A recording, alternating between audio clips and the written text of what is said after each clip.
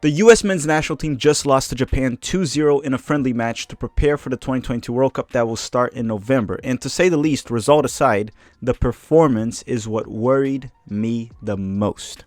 Hi, if you're here, I'm Filippo, and welcome to Tactical Manager TV, and welcome to another 7 Things We Learned video, a series that we totally didn't steal from George Benson, and we do it here every day following a U.S. men's national team match, or at the same day sometimes. And look, we do 7 lessons here that I learned. You tell me on the comment section down below, what did you learn? And I want to apologize in advance for one thing. Not really apologize, but look, most of the lessons are going to be negative. So if you don't like that type of thing, or that's not for you, then you might want to tune out, because there's really not that many positives to talk about in this game. There is one, and I'll mention it, but yeah, it is what it is. That's what the video is. But if you enjoy this type of content, smash that like button and subscribe to the channel. We will be doing a match preview for Saudi Arabia, the game we play against Saudi Arabia, live watch along, and much more. So let's play the intro, and shall we start with lesson number 1?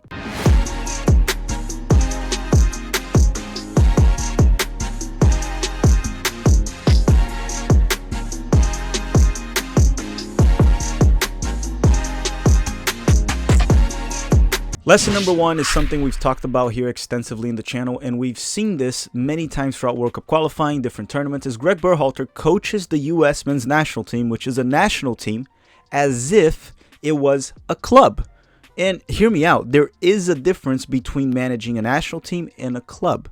Yes, there is. Just think about it this way. With the national team, you have less time with the player pool. You also can't really make signings. You have to pick what you have.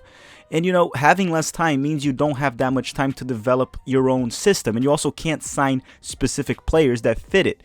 You have less resources. Therefore, you have to work with what you got and try to get the best out of the players. So essentially what I'm trying to say here is it should be the coach getting the best out of the players in the national team, and not the players trying to get the best out of the coach's system. And I understand that at the club level, it's the same thing in the club level, right? The coach needs to get the best out of the players. But if that player doesn't suit the way the coach wants to do, he can really just get rid of a player, sign a player here and there, and make things work. As long as he is given enough time for the club, he can do that. He can look into the academy.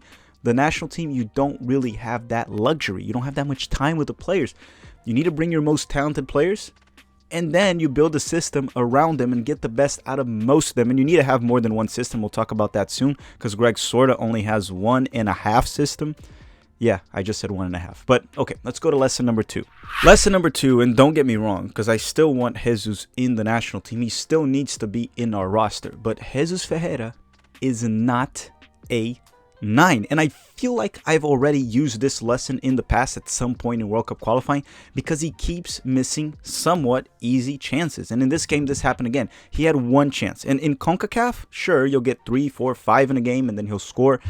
Actually, I think he did that against Grenada. Then he only scored against Panama in World Cup qualifying.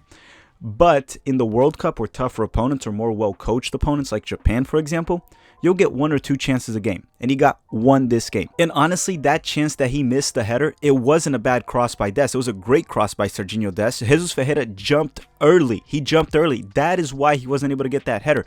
If he hit the target and the goalkeeper made a save or hit the post, I honestly would forgive him for it. But that is just horrible finish from a center forward, because he is a 10 or a second striker. He is not a true center forward. That goal, Pepe, Sargent, Pifak, maybe even Haji Wright, they probably would have at least hit the target or even scored. So yeah, Ferreira should be in the roster. He's a great player, a facilitator, but he's not a center forward. Lesson number 3 is the backup of A-Rob, or Jedi Robinson, our starting left back that is injured this camp, will have to be a player being played out of position. It will probably have to be a right back or a righty playing on the left back, essentially Dest or Scally. That's it. I'm not a big fan of that, but I don't see another option. Sam Vines is still the same player from the Rapids. I've been saying this in the USMNT Abroad series. Some people disagreed with me from the game I watched against Westerlo, but then when you watch this game, he still looks like the same Sam Vines as always. So he can't be the backup for the World Cup. We can't have him as an option.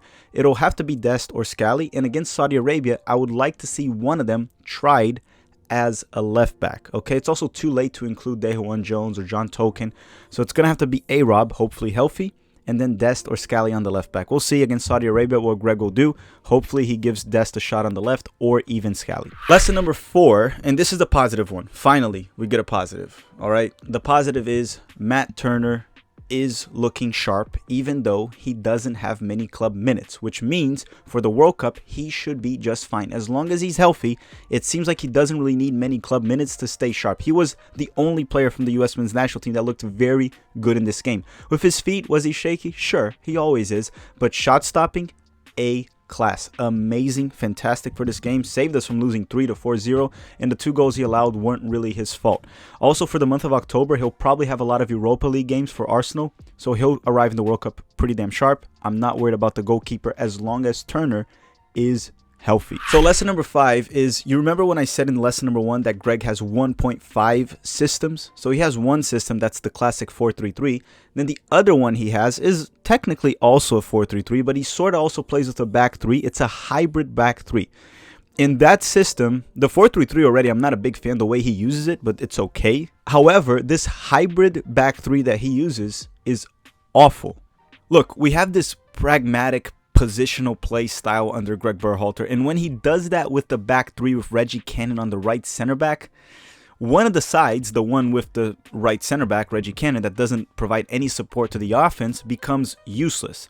And the other side becomes predictable because everyone knows where it's going to go. So for the first half, we weren't that great, but we at least created a good chance with Dest on the right. We were still trying. Sam Vines wasn't doing very well when he pushed up high. But look, we had 0 shots on target this game. We really were not creating. This hybrid back 3 that he does really destroys any creativity we have, which is already not a lot under his 4-3-3 formation and system, right? But this hybrid back 3 that he does is horrible. I don't know what he's thinking with it. I don't know if he'll use it in the World Cup. It looked fine in the June friendlies when he used it once, but again, it's not good. Let's just put it that way, okay? And Reggie Cannon really should not be in the national team at this point. Lesson number 6 is not really a negative or a positive. It's just something that we've seen with Leeds United, and I wanted to talk about Tyler Adams. Tyler Adams on the 4-3-3, when he plays as a lone 6, you don't really get the best out of him.